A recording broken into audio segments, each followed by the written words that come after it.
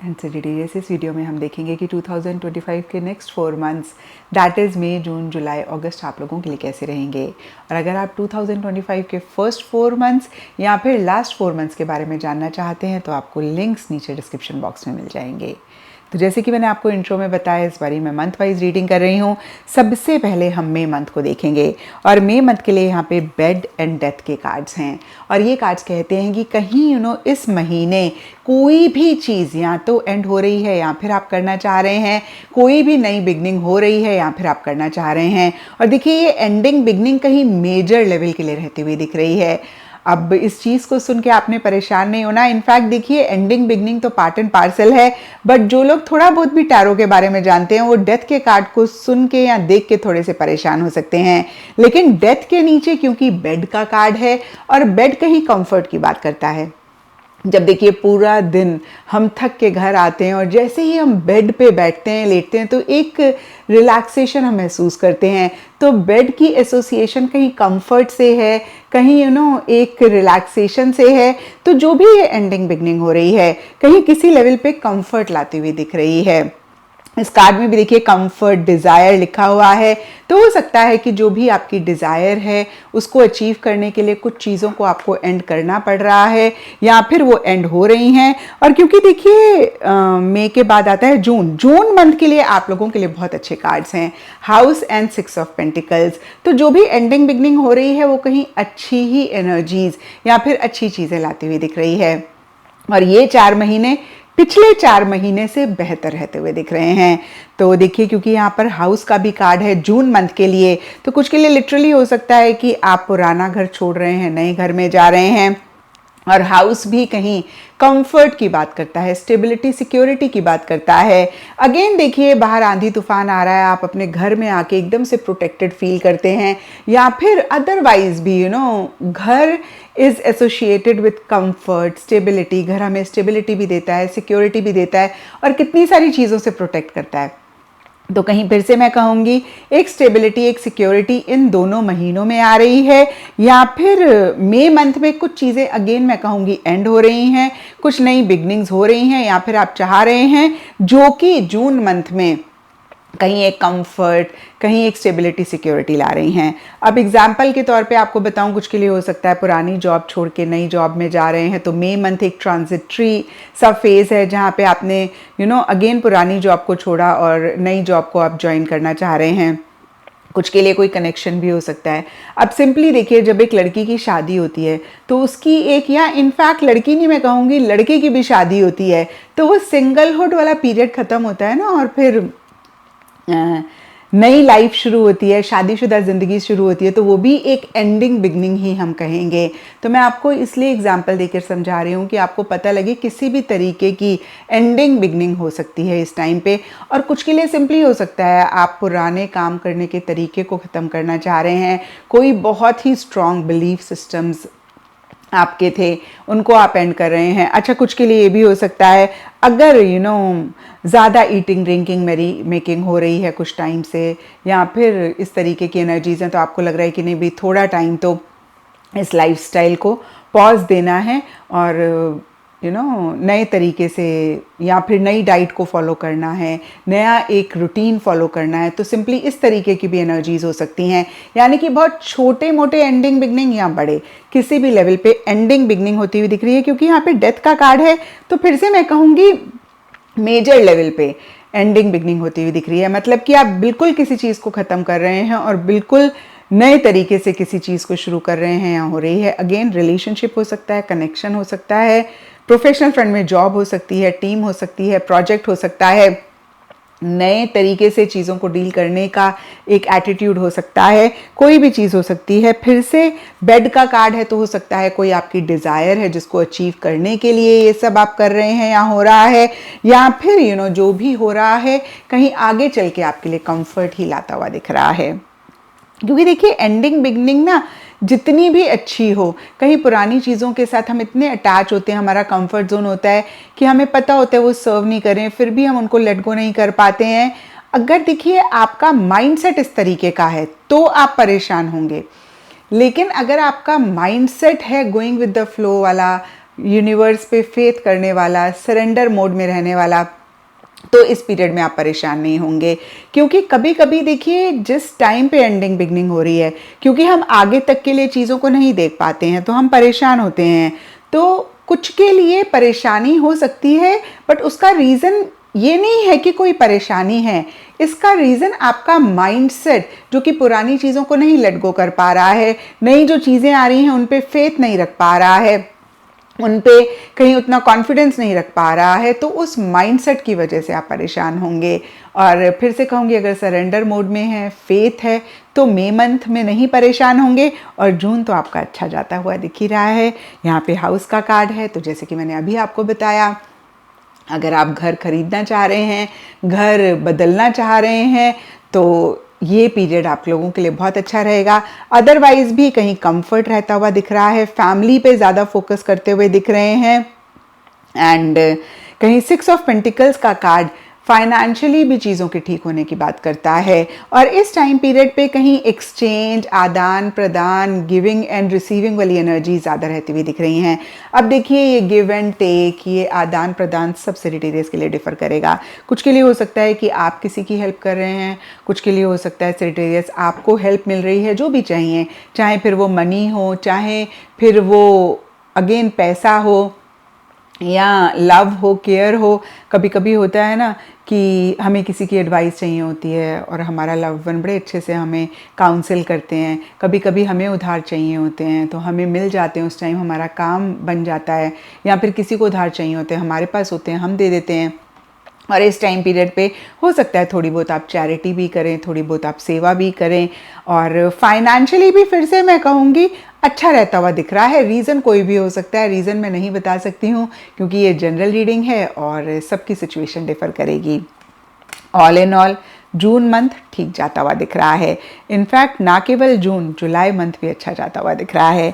यहाँ पे anchor and page of wands के कार्ड्स हैं। एंकर का कार्ड फिर से मैं कहूँगी स्टेबिलिटी की बात करता है, एक लॉन्ग टर्म के लिए सिक्योरिटी होने की बात करता है। और हो सकता है कि इस टाइम पीरियड पे जो एक आप ठहराव ज़िंदगी से चाह रहे थे, जो एक आप ग्राउंडेड वाली एनर्जीज चाह रहे थे, अगर रिलेशनशिप के पॉइंट ऑफ व्यू से देखें तो कमिटमेंट चाह रहे थे, अगर अदरवाइज देखें, जैसे कि हमने पीछे भी देखा कि घर अगर कोई भी लेता है तो बड़ा एक ठहराव सा ज़िंदगी में आ जाता है, लगता है कि बड़ा एक मेजर जो काम था ना वो हो गया, अब हम सिक्योर हो गए। तो कहीं ना कहीं इस तरीके की एनर्जीज घर लेना देता है। तो मैं ये नहीं कह रही हूँ कि सभी सेजिटेरियस 2025 में जून जुलाई में घर ले रहे हैं, दैट इज़ नॉट पॉसिबल। लेकिन यस, जो लेना चाहते हैं उनके लिए ये पीरियड बहुत कंड्यूसिव रहेगा। और जो घर से एक कंफर्ट, सिक्योरिटी, एक स्टेबिलिटी आती है, वो एक तरीके की सिक्योरिटी आप महसूस कर सकते हैं। अब चाहे वो आप रिलेशनशिप से महसूस करें, चाहे वो आप अपने जॉब प्रोफेशनल फ्रंट से या बिजनेस से महसूस करें।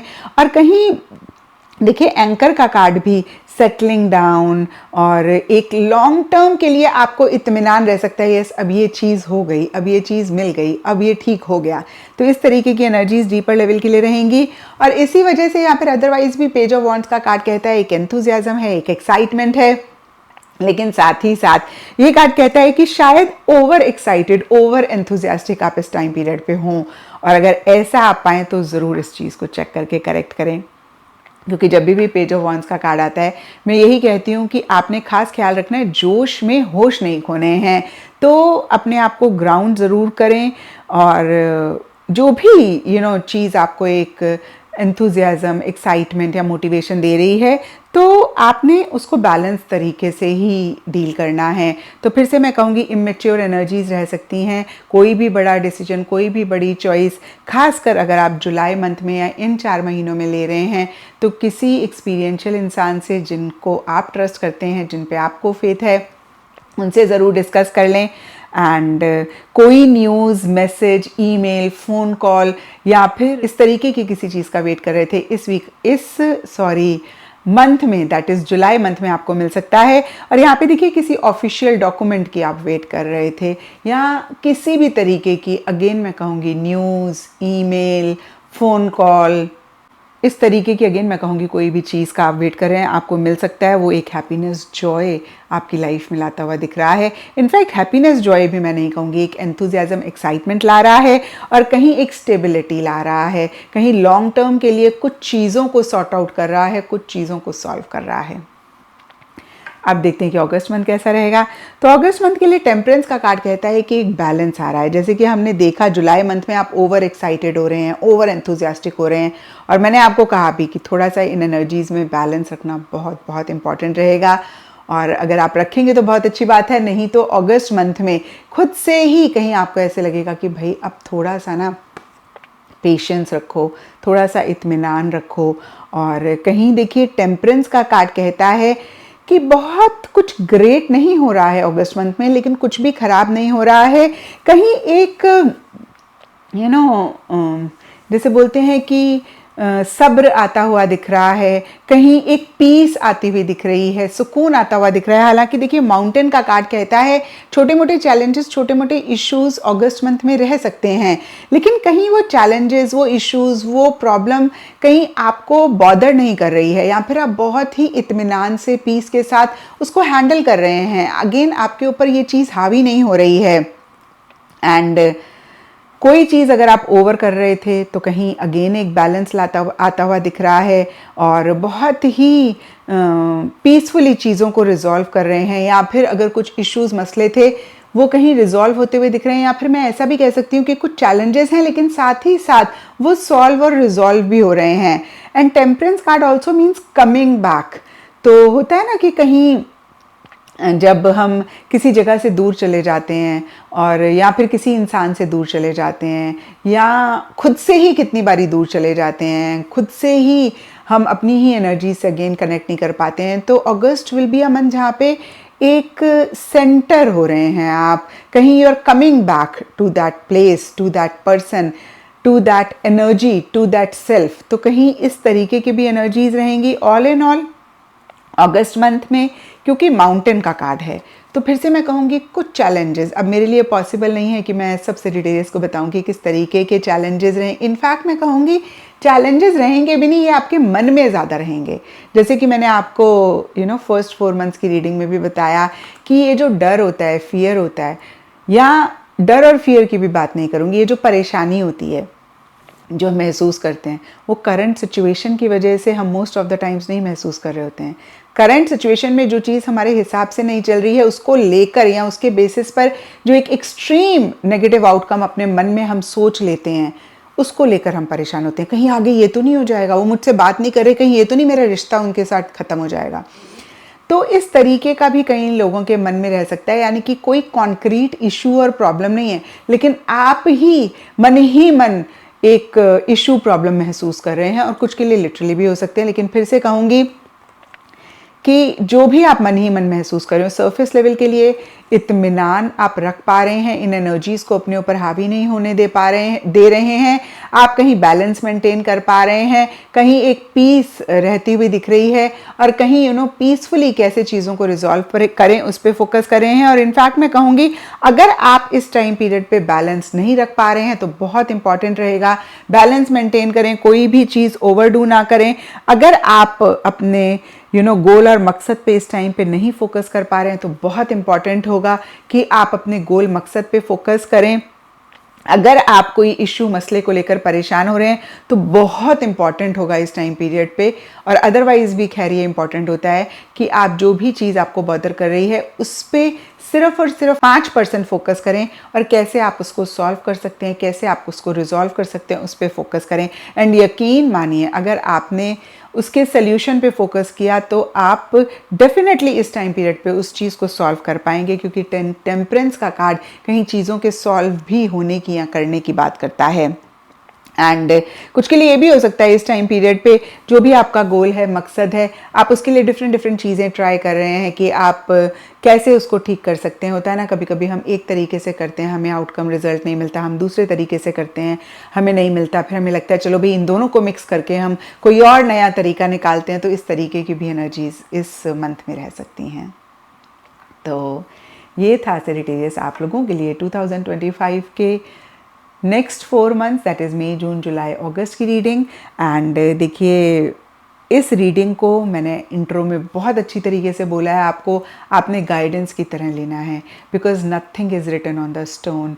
ट्रस्ट मी, टैरो गाइडेंस के लिए होता है। और अगर आप इस रीडिंग को एज गाइडेंस लेंगे, कैसे आप चीज़ों को बेहतर कर सकते हैं, कैसे आप 2025 अपने लिए क्रिएट कर सकते हैं, तो आप सच में बता रही हूँ 2025 को बहुत अच्छा अपना साल बना पाएंगे, उन चीज़ों को क्रिएट कर पाएंगे, अपने गोल मकसद को भी पा पाएंगे। और मुझे भी बहुत खुशी होगी, क्योंकि मैं ये नहीं चाहती कि आप फालतू के वहम में पड़ें, कार्ड नेगेटिव आ गया, ओ माय गॉड अभी मेरा महीना ठीक नहीं जाएगा, अब क्या होगा, आप अभी से ही परेशान होना शुरू कर दें। This is not my goal. और इस तरीके से आपने इस रीडिंग को प्लीज़ नहीं देखना है। आपने जहाँ पे भी आपको लगे कि भाई ये चीज़ हम नहीं चाहते हैं 2025 में, तो ज़रूर आपको मैंने साथ ही साथ गाइडेंस दी होगी, आप उसको फॉलो करेंगे तो आप उस अपने मंथ को बहुत अच्छा कर पाएंगे। तो इसी तरीके से आप इस रीडिंग को देखें।